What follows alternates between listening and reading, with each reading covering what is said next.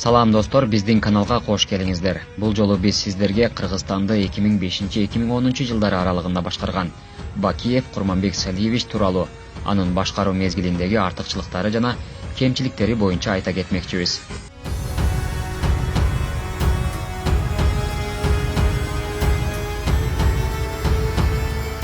Алгач мурунку өлкө башчынын өмүр жолуна токтолсок, Курманбек Бакиев 1949 жылы Жалал-Абад облусундагы Масадан айылында туулган. Атасы Сали Бакиев колхоздо башкарма болуп эмгектенген. Бакиевтер үй бүлөдө жалпы 7 бир тууган. Алар Ахмат, Жаныш, Каныбек, Адыл, Жусуп, Курманбек алардын эң улуусу болгон. Курманбек орто мектепти аяктагандан кийин Орусиядагы Куйбышев политехникалык институтуна тапшырып, автоматтык өлчөө технологиясы факультетине окууга өтөт. Ошентип электрондук эсептөө машиналарын башкаруу кесибине ээ болуп, андан соң советтик армиянын катарында атуулдук парзын аткарып, аскердик кызматын өтөгөн. 1979 жылы орус кызы Татьяна менен турмуш курат. Курманбек Бакиев өз адистиги боюнча эмгек жолун Жалал-Абад облусундагы штепсель разъемдорун чыгаруучу заводдон баштаган.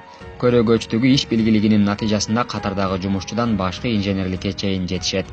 1985 жылы Көкжаңгак шаарындагы профиль чыгаруучу заводко директор болуп дайындалат. Саясаттагы карьеранын башталышы 1990 жылы Көкжаңгак шаардык компартиясынын биринчи катчысы кызматына шайланат. Андан жарым жыл өтүп шаардык кеңештин элдик депутаттарынын төрагасы, Жалал-Абад облустук кеңешинин төрага орун басары, Тогуз Торо районунун акими, Кыргыз Республикасынын мамлекеттик мүлк фондунун төрага орун басары, 1995-97 жылдары Жалал-Абад облусунун губернатору, 1997-99 жылдары Чүй облусунун губернатору, 2000 жылдын 21 декабрында Кыргыз Республикасынын премьер-министри кызматына дайындалат. 2002 жылы Аксы окуясына байланыштуу бул кызматтан четтетилет. Ошол эле жылдын октябрь айында Жалал-Абад облусунун Алабука шайлоо округунан жогорку кеңешке депутат болуп шайланат. 2003 жылы Кыргызстандын борбордук депутаттарынын тобуна кирет. 2004 жылы Кыргызстандын элдик кыймылынын саясий күчтөрүнүн борбордук кеңешине төрагалык кылат. 2005 жылы бир катар баскычтарды басып олтуруп, кайрадан Кыргызстандын премьер-министри кызматына келет.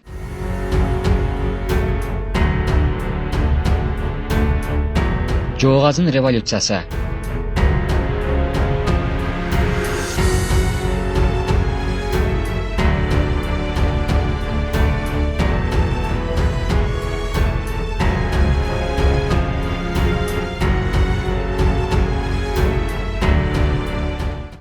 жылы Кыргызстандын облус райондорунун борборлорундагы элдик толкундоолор күчөп олтуруп, натыйжада бийликке болгон нааразычылыктардын көбөйүшү карапайым калкты Бишкектеги Ала Тоо аянтына митингге чыгууга түртөт. Ошол учурдагы президент Аскар Акаевдин жүргүзгөн саясаты коомчулукка жакпай, саясий оппозициялык күчтөрдүн жана элдин толкуну туңгуч президентти Кыргызстандан чыгып кетүүгө мажбур кылат. 24 марттагы элдик революция Жоогазын гүлү гүлдөп турган мезгилге туура келгендиктен Жоогазын революциясы деп аталып калат. Ошол учурда башкаруусуз калган мамлекетти коомдук саясий ишмер Ишенбай Кадырбеков бир сутка башкаргандыгы айтылып келет. Ошентип Куулов, Отунбаева, Бекназаров башында турган оппозициялык күчтөр Кыргызстанда алгачкы ирет революциянын таасирин бийликке көргөзө алган. А бирок президенттин ыйгарым укуктарын, мамлекеттин башкаруусун кимдир бирөө колуна алышы керек болчу. Кыргызстанды убактылуу башкаруу премьер-министр Курманбек Бакиевке жүктөлдү. Бакиевдин убактылуу башкаруусунан кийин 2005 жылдын 10 июлунда президенттик шайлоо өтөт. Анда 6 талапкер аламанга аттанган. Курманбек Бакиев, Турсунбай Бакир уулу, Акбарал Айтикеев, Жипар Жекшеев, Кеңешбек Дүйшөбаев, Токтайым Үмөталиевалар. Жалпы шайлоочулардын 89% добушу менен Курманбек Бакиев Кыргыз Республикасынын президенти болуп шайланат. Ошол учурда Алекс Кулов менен Курманбек Бакиев тандем түзөт. Ага ылайык Бакиев президент болгондон кийин Кулов премьер-министрлик кызматка барат. Мурунку президенттин тушунда Кыргызстанда эмне өзгөрдү? Курманбек Бакиевдин башкаруусундагы 5 жыл аралыгында өлкөдөгү саясий экономикалык абалдын турукташышы жана бюджеттин кирешелеринин өсүшү байкалгандыгын саясат таануучулар айтып келишет. Экономиканын өсүшүндөгү жаңы приоритеттерди аныктоо, максатка жетүүдөгү жаңы ыкмалар гана эмес, коррупция менен аяусуз күрөшүү дагы зор жыйынтык берген. Анткени көмүскө экономиканы сугарып, мамлекеттин биринчи адамына жакын болушкан тар чөйрөдөгү адамдарды гана байытып келген финансылык булактар өлкө бюджетине карата бурулган болчу. Бул биринчи иретте кичи жана орто бизнести колдоо, ички жана сырткы инвестицияларга жол ачуу, бардык тармактардагы айыл чарбасында, өнөр жайда, курулушта Финансылык системада соода кылууда кызмат көрсөтүүчү чөйрөдө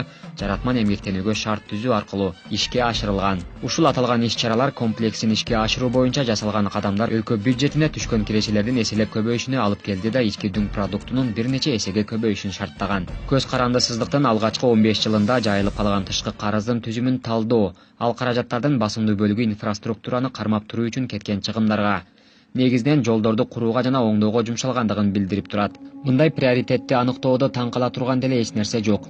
Жалгыз гана Ош-Бишкек автожолун модернизациялоо боюнча долбоор өзүнө 2 миллиард доллардан ашуун сырткы карыздын ичинен 600 миллион АКШ долларын тартып кеткен.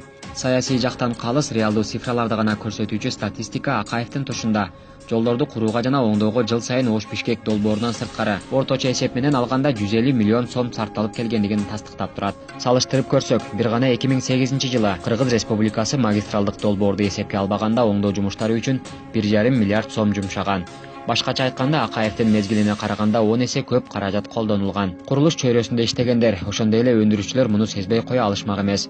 Курулуш индустриясында, курулуш материалдарды жана кызмат көрсөтүүдө кескин өсүү башталып, жол курулуш техникаларын, тиешелүү транспорттук каражаттарды көп санда сатуу жана сатып алуу жүргөн. Өлкөдө бардык аймактарда жаңы асфальт заводдору курулуп, таш талкалоочу атайын ишканалар ачылып, керектүү заттар казылып алынуучу жайлар иштетиле баштаган. Ошондой эле эң ири стратегиялык жактан маанилүү болгон жолдорду куруу боюнча долбоорлор негизделип, Датка көмөкчү станциясын куруу боюнча макулдашууга, ЛЭП 500, Датка Кеминди курууга, көмөкчү станция ПС 500, Кеминди курууга, ТЭЦ Бишкекти реконструкциялоо долбооруна, Амбарата 2 ГЭСин курууга кол коюлуп, айланып өтүүчү Бишкек балыкчы жолун реконструкциялоо башталган эле. Бакиевдин тушунда кол коюлган долбоорлордун алкагында бардык техникалык, экологиялык, уюштуруу, администрациялык, финансылык маселелердин баары чечилген. Кыргызстан, Кытай, Өзбекстан темир жолун куруу боюнча сүйлөшүүлөрдү башталганын өзгөчө белгилеп коюу керек. Трасека программасы боюнча сүйлөшүүлөр башталып, ага автомобиль жолдору да кирип, ошого ылайык мурдагы Советтер Союзунун бардык өлкөлөрүнүн жолдору, Пакистан, Афганистан жана Индиянын жолдору менен туташтырылышы каралган болчу. Аба мейкиндиги аркылуу байланышты жакшыртуу боюнча жаңы авиацияларды ачуу, Манас, Ош, Тамчы аэропортторун реконструкциялоо,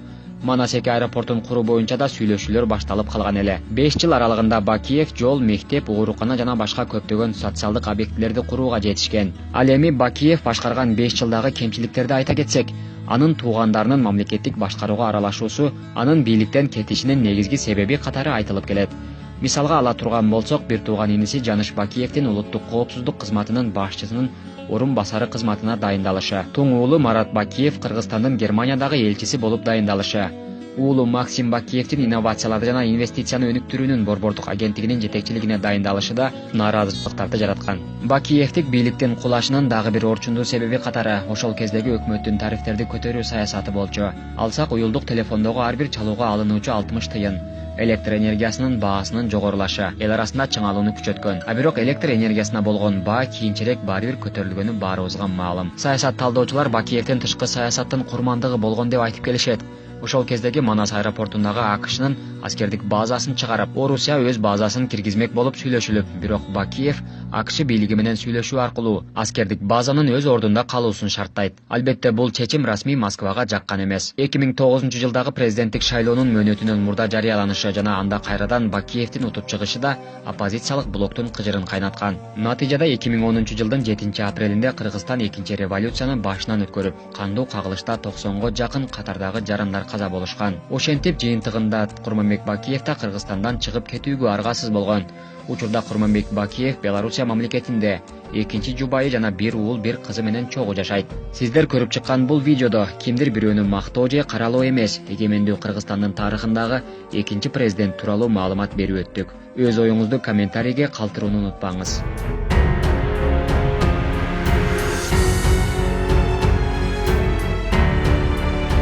Мен оппозиция менен дайым сүйлөшүп келгем, сүйлөшүп.